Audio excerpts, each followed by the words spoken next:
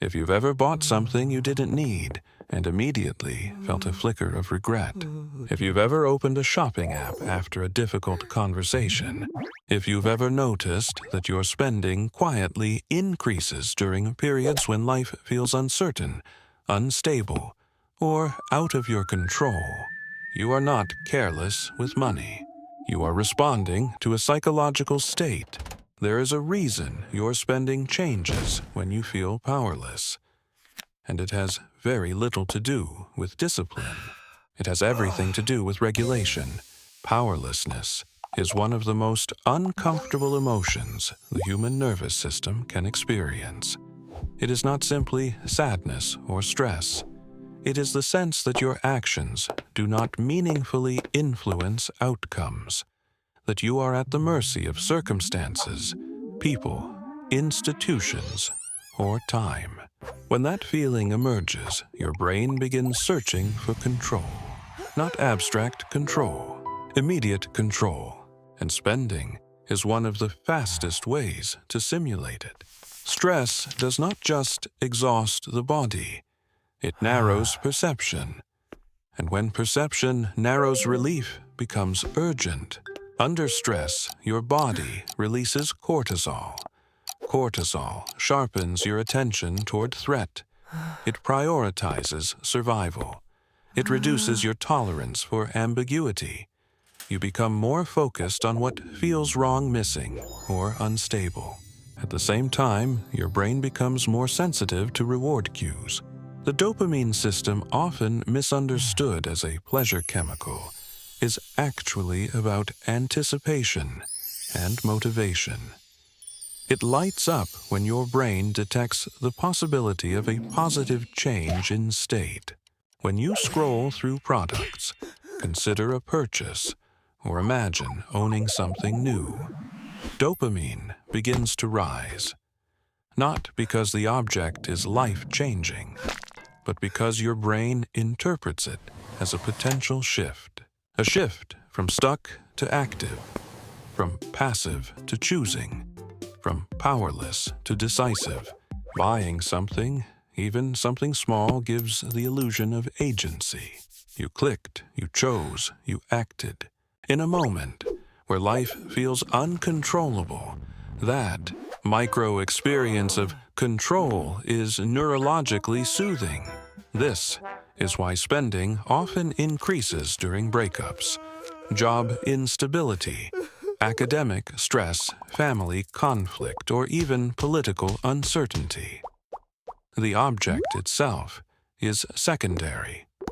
What matters is the psychological function it serves. It interrupts helplessness. There is also a cognitive bias at play called compensatory control. When people feel a lack of control in one domain of life, they subconsciously seek structure or certainty elsewhere. Sometimes this shows up as rigid routines, sometimes as obsessive planning, and sometimes as purchasing decisions. Money becomes a lever you can still pull, even if everything else feels unpredictable. There is a paradox here. The less control you feel internally, the more appealing external control becomes. And money in modern society is one of the most accessible symbols of control. It buys choice. It buys options. It buys movement. So, when your internal world feels chaotic, spending feels like movement. But the relief is temporary, because the original feeling, powerlessness, was not about the object.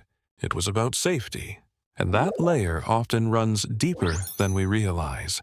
For many people, early experiences shape the nervous system's relationship to money long before adulthood. If you grew up in financial instability, money may have been associated with unpredictability, bills unpaid, tension in the household, conversations that stopped when children entered the room, a subtle awareness that survival depended on numbers you did not control. In that environment, money becomes fused with safety, not comfort. Safety? If you grew up watching caregivers argue about finances or stretch every pound or dollar to breaking point, your brain learned something very specific. Lack of money equals lack of security. But there is another version of this pattern that is less obvious. Some people grew up in households where money was present, but emotional power was absent. Where financial provision existed, but emotional autonomy did not. Where decisions were made for you. Where your voice had limited impact. In those environments, spending later in life can become a private assertion of self, a quiet rebellion, a declaration of agency. I decide, even if it's just about shoes technology or dinner plans. The act of choosing becomes emotionally symbolic. And when you feel powerless, in adulthood, perhaps in relationships, work hierarchies, or systemic pressures that childhood wiring reactivates, your brain remembers that money was one of the few visible tools connected to power. So you reach for it, not consciously, but predictably. There is also the layer of shame. Powerlessness often carries shame, because modern culture equates control with competence. If you cannot fix something immediately, if you cannot influence outcomes quickly, you may interpret that as personal failure. Shame is heavy. It demands relief. Spending offers a brief identity repair. New purchases can momentarily shift how you see yourself. They allow you to imagine a slightly upgraded version of you, more organized, more successful, more attractive, more capable. The object becomes a symbolic bridge between who you feel you are and who you wish you were. And in moments of powerlessness, that gap feels wider. So the bridge feels necessary. There is nothing irrational about this. It is the mind attempting to restore equilibrium. But individual psychology does not operate in isolation. It exists inside a culture that constantly reinforces the idea that buying equals becoming. Consumer culture does not sell products. It sells narratives of regained control. The advertisement rarely says, "Buy this," because you need it. It implies, "Buy this," and feel more certain, more admired, more in charge. Social media intensifies this effect. You are exposed not only to products, but to curated identities, carefully edited lives that appear composed, stable, and abundant. When you feel powerless in your own life, those images amplify the contrast. Comparison sharpens discomfort, and discomfort seeks resolution. Purchasing becomes a way to reduce the psychological distance between you and the image of stability you are consuming. Even if that stability is largely performative, there is also a phenomenon called scarcity bias. When you feel deprived, not just financially, but emotionally or socially, your brain becomes more sensitive to signals of opportunity. Limited time offers flash sales exclusive access. These cues trigger urgency because your system is already primed to avoid further loss. Powerlessness feels like loss of influence, so your brain overcorrects by chasing gains. Quickly, this is not weakness. It is adaptive circuitry operating in a modern marketplace designed to exploit it. And yet the cycle often produces confusion, because after the purchase, when the package arrives, when the digital confirmation settles, the original stressor remains. The job uncertainty, the relational tension, the internal doubt. The object cannot resolve those. So the relief fades, and sometimes regret emerges, not because you are irresponsible, but because the behavior addressed a symptom, not the source. Understanding this changes the emotional tone of the experience. When you see that spending was never about indulgence, but about regulation, something softens. The behavior becomes information.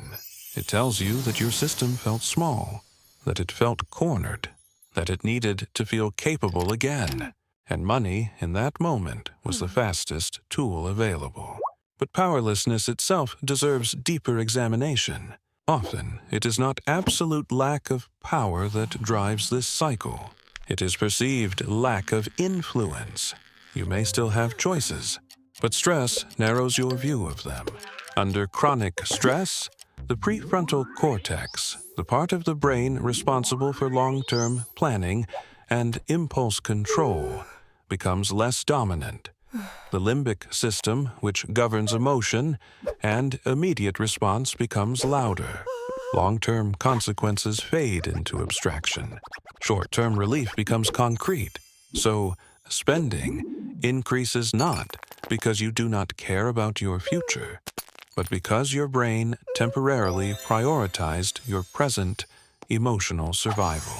This distinction matters because it reframes the behavior from moral failure to neurobiological response. There is also the question of identity.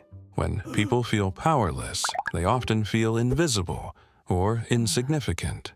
Purchasing can become a way to reinforce identity, to signal to oneself, I exist, I matter, I can influence my environment. Clothing, technology, decor. Even experiences these become tools of self-construction.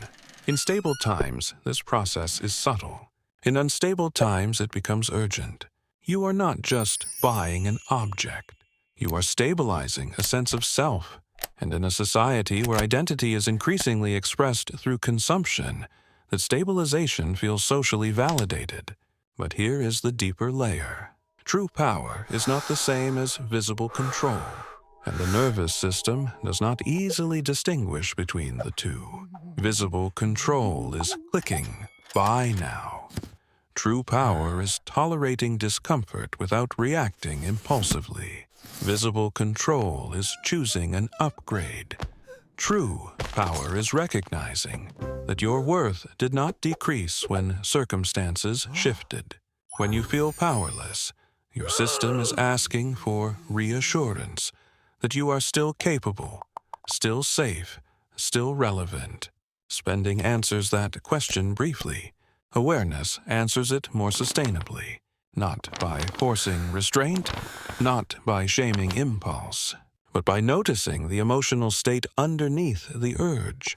If in a moment of stress, you pause and ask yourself, what part of me feels small right now? The behavior begins to reveal its purpose. Sometimes the answer is I feel unheard. Sometimes I feel replaceable. Sometimes I feel uncertain about my future. Spending is a language, and, like any language, it communicates something about unmet needs. The goal is not to silence it. It is to understand it. Because once you understand that the purchase was an attempt to restore agency, you can see the tenderness beneath it. You were trying to feel steady. You were trying to feel strong. You were trying to feel less at the mercy of forces beyond you. That is not recklessness. That is a human nervous system seeking equilibrium. And equilibrium is not achieved through perfection. It is achieved through awareness.